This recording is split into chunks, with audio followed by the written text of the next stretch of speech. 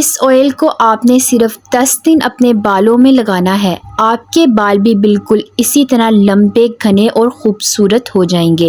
آپ کے بالوں کی گروتھ 10 گنا بڑھ جائے گی۔ السلام علیکم، ویلکم ٹو مائی چینل۔ آئے ہم اس ریمیڈی کو بنانا سٹارٹ کرتے ہیں۔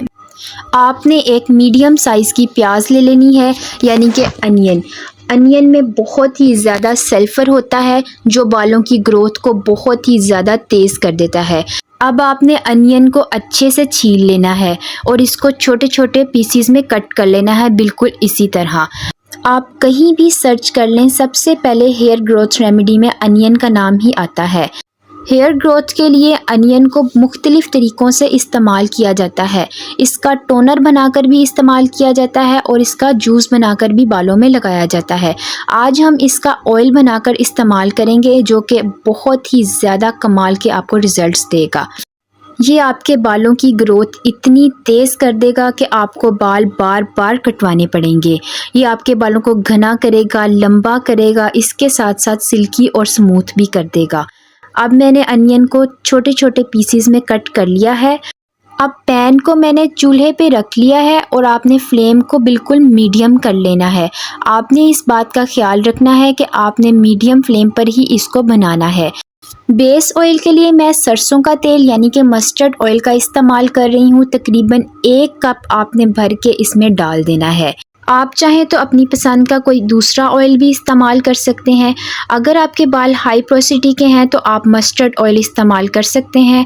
اگر آپ کے بال لو پروسیٹی کے ہیں تو کوئی لائٹ ویٹ آئل استعمال کر سکتے ہیں۔ جو آئل آپ کے بالوں کو سوٹ کرتا ہے، آپ اس ریمیڈی کو اس آئل میں تیار کر سکتے ہیں۔ چاہیں تو اولیو آئل لے لیں یا کوکونٹ آئل۔ آپ دیکھ سکتے ہیں اس میں بوائل آنا سٹارٹ ہو چکا ہے۔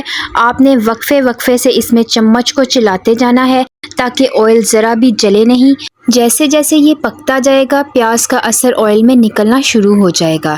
اب آپ نے 1 چمچ بھر کے ڈرائی روز میری کا ڈال لینا ہے۔ یہ بھی آپ کے بالوں کے لیے بہت ہی اچھی ہوتی ہے۔ یہ آپ کی اسکیلپ میں بلڈ سرکولیشن کو بہت ہی زیادہ تیز کر دیتی ہے، جس کی وجہ سے آپ کے بالوں کی گروتھ بہت ہی زیادہ تیز ہو جاتی ہے۔ اگر آپ کے بالوں میں گنج پن ہو گیا ہے تو یہ اس کو بھی مکمل طور پہ ختم کرتی ہے۔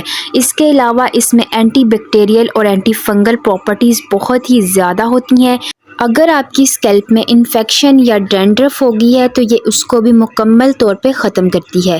اس کے علاوہ یہ پری میچور ہیئر گرینگ سے بھی بچاتی ہے۔ جو بال وقت سے پہلے سفید ہو رہے ہوتے ہیں، یہ ان کو روکتی ہے۔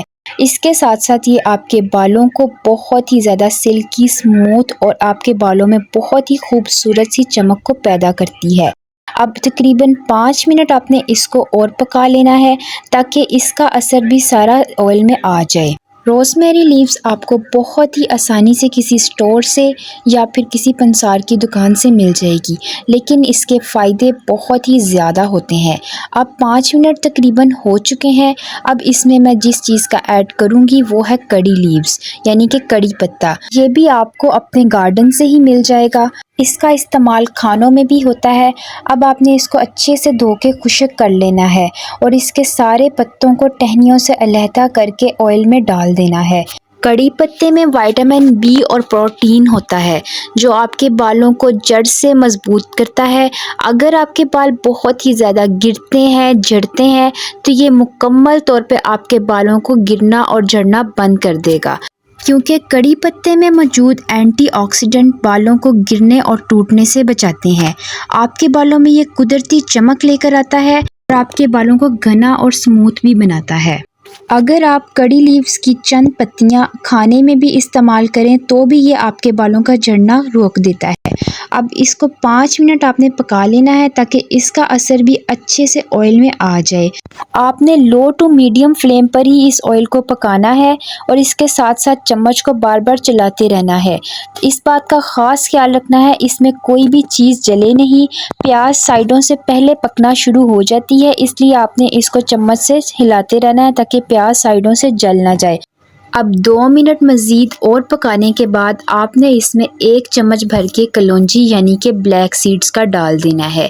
یہ بھی آپ کے بالوں کے لیے بہت ہی زیادہ اچھی ہے۔ یہ بھی آپ کو بہت ہی آسانی سے اپنے کچن سے ہی مل جائے گی۔ یہ آپ کے بالوں کو بہت ہی زیادہ تیزی سے کالا کرتی ہے۔ اس کا استعمال ہیئر ڈائی میں بھی کیا جاتا ہے اور یہ وقت سے پہلے سفید ہو جانے والے بالوں کو بھی بہت تیزی سے کالا کرتی ہے۔ اس میں اومیگا 3 فیٹی ایسڈز ہوتے ہیں جو آپ کے بالوں کو جڑ سے نوک تک مضبوط کر دیتے ہیں، اس لیے یہ آپ کے بالوں کو ٹوٹنے سے بھی بچائے گی۔ اور اگر آپ کے بال بہت ہی زیادہ روکھے سوکھے اور بے جان ہو گئے ہیں تو یہ ان کو بھی ڈیپلی نرش کرے گی۔ اس کے ساتھ ساتھ یہ آپ کے بالوں میں قدرتی چمک لے کر آئے گی۔ آئل کو تقریباً پکتے ہوئے 8 سے 10 منٹ ہو چکے ہیں۔ اب ہم اس کو 5 منٹ کے لیے کور کر کے پکائیں گے تاکہ ساری چیزوں کی پوٹینسی آئل میں اچھے سے آ جائے اور آپ کو بہت ہی زیادہ اچھے اس کے رزلٹس مل سکیں۔ اب تقریباً 5 منٹ ہو چکے ہیں۔ اب میں کور اٹھا کر دیکھوں گی۔ آپ دیکھ سکتے ہیں ہمارا آئل تقریباً تیار ہو چکا ہے۔ اس میں کوئی بھی چیز ذرا بھی جلی نہیں ہے۔ آپ دیکھ سکتے ہیں آپ نے صرف اتنا براؤن ہی کرنا ہے پیاز کو۔ میں بار بار آپ کو بتا رہی ہوں آپ نے آئل کو ذرا بھی نہیں جلانا، کیونکہ اگر آپ کا آئل جل جائے گا تو آپ کا آئل خراب ہو جائے گا اور آپ کو ویسے رزلٹس نہیں ملیں گے جیسے میں نے آپ کو بتائے ہیں۔ اگر آپ ہر طرح کے آئل استعمال کر کے تھک چکے ہیں اپنے بالوں میں، آپ کو کوئی بھی رزلٹس نہیں ملے، تو آپ نے صرف 10 دن اپنے بالوں میں یہ آئل لگانا ہے۔ آپ کو اس کے ایسے رزلٹس ملیں گے کہ آپ خود بھی حیران رہ جائیں گے۔ یہ آپ کے بالوں کی گروتھ کو ڈبل ٹرپل کر دے گا۔ اب آپ نے فلیم کو آف کر دینا ہے اور اس کو کم سے کم 2 گھنٹوں کے لیے کور کر کے ٹھنڈا ہونے کے لیے رکھ دینا ہے۔ اب تقریباً 2 گھنٹے ہو چکے ہیں۔ اب ہمارا یہ کمال کا آئل بن کے ریڈی ہو چکا ہے۔ اب میں اس کو سٹین کرنے کے لیے سٹینر کا استعمال کر رہی ہوں۔ آپ چاہیں تو ڈبل سٹینر یوز کر سکتے ہیں یا آپ کسی ململ کے کپڑے میں یا نیٹ یا شفون کے کپڑے میں ڈال کے بھی آپ اس کو سٹین کر سکتے ہیں۔ آپ کو جو طریقہ پسند ہے یا آسان لگتا ہے آپ اس طرح سے کر سکتے ہیں۔ آپ نے اس کو بہت ہی اچھے سے سٹین کر لینا ہے اور اس کو ذرا بھی آپ نے ضائع نہیں کرنا، کیونکہ اس آئل کا قطرہ قطرہ آپ کے بالوں کے لیے بہت ہی زیادہ قیمتی ہے۔ آپ دیکھ سکتے ہیں ہماری ریمیڈی بن کے تیار ہو چکی ہے۔ آپ سب تو جانتے ہی ہیں کہ آئل بالوں کی خوراک ہوتی ہے۔ اگر بالوں میں آئلنگ نہ کی جائے تو بال بہت ہی زیادہ بے جان روکھے سوکھے ہو جاتے ہیں اور جھڑنے لگ جاتے ہیں۔ آپ نے اس کو اپنی بالوں کی جڑوں میں لگا کر ہلکے ہاتھوں سے مساج کرنی ہے۔ اس کے بعد آپ نے اس کو اپنے پورے بالوں میں لگا کے ہلکا سا بن بنا لینا ہے۔ آپ چاہیں تو اس کو اوور نائٹ کے لیے لگا رہنے دیں۔